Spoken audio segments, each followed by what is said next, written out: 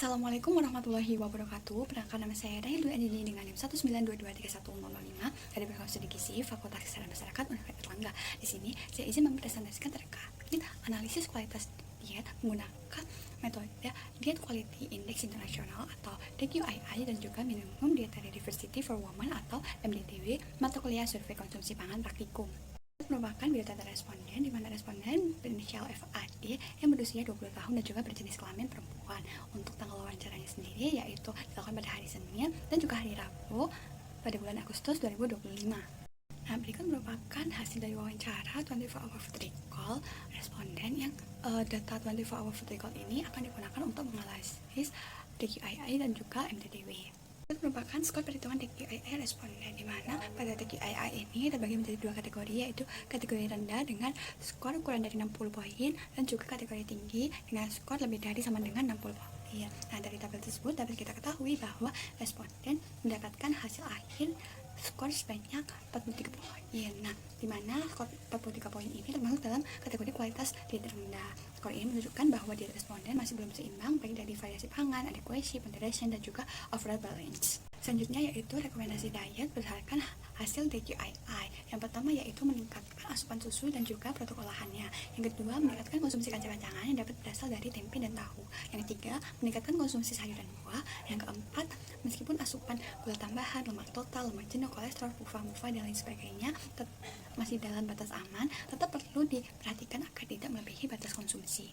Pilihan metode DQII yang pertama yaitu metode DQII dapat memberikan gambaran komprehensif mengenai kualitas diet. Yang kedua, metode DQII memiliki reliabilitas yang baik sebagai indeks kualitas diet yang komprehensif mulai dari variety, adequacy, moderation, dan juga overall balance. Yang ketiga, metode DQII mampu menilai variasi kecukupan mikronutrien serta keseimbangan asupan makronutrien. Selanjutnya yaitu kelemahan metode DQII. Yang pertama, potensi bias ingatan karena menggunakan 24 hour food recall yang berpotensi tidak akurat karena bergantung pada memori responden. Yang kedua yaitu beban pengukuran dan juga kompleksitas yang tinggi karena DQII melibatkan banyak komponen dan juga memerlukan emulator telah tulis supaya data yang diperoleh akurat. Selanjutnya yaitu perhitungan skor MDDW, di mana MDDW ini dapat terpenuhi jika responden mengonsumsi lebih dari sama dengan 5 jenis kelompok pangan dari 10 kelompok pangan yang sudah disesuaikan. Dari tabel tersebut dapat kita ketahui bahwa responden memiliki skor 6 poin, di mana responden mengonsumsi sebanyak 6 dari 10 jenis kelompok pangan, yang artinya konsumsi responden cukup beragam.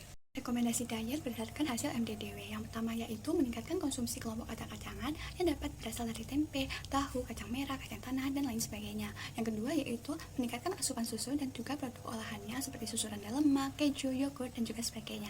Yang ketiga yaitu meningkatkan konsumsi buah yang sebelumnya tidak pernah dikonsumsi. Kelebihan metode MDDW yang pertama yaitu metode MDDW sederhana dan juga mudah dilakukan. Yang kedua yaitu metode MDDW dapat digunakan dalam populasi besar. Yang ketiga yaitu metode MDDW cukup valid dalam menggambarkan keragaman konsumsi responden. Selanjutnya yaitu kekurangan metode MDDW. Yang pertama yaitu metode MDDW hanya dapat mengukur keragaman kelompok pangan, tidak mengukur secara kuantitas makanan yang dikonsumsi oleh responden. Yang kedua yaitu ketergantungan pada metode 24 hour food recall, sehingga data yang diperoleh bergantung pada ingatan responden. Dari pelaksanaan praktikum ini yaitu yang pertama, skor DQII responden sebesar 43 yang termasuk golongan rendah, yang menunjukkan bahwa pola makan responden belum memenuhi prinsip variasi, kecukupan, moderasi, dan juga keseimbangan asupan. Yang kedua, skor MDDW sebesar 6 menunjukkan bahwa responden telah mencapai keberagaman pangan minimum sehingga variasi konsumsi makanan tergolong baik. Nah, kedua hasil ini menunjukkan bahwa meskipun keragaman makanan cukup baik, kualitas keseluruhan pola makan responden masih belum optimal sehingga masih perlu perbaikan diet untuk kualitas diet yang meningkat sesuai dengan rekomendasi gizi seimbang. Saran yang dapat diberikan untuk praktikum selanjutnya yaitu yang pertama, mahasiswa perlu meningkatkan keterampilan pengambilan data melalui wawancara. Yang kedua yaitu setelah wawancara selesai dapat mengkonfirmasi ulang kepada responden yang diwawancarai supaya data yang diperoleh merupakan data yang valid. Berikut merupakan daftar pustaka yang saya gunakan.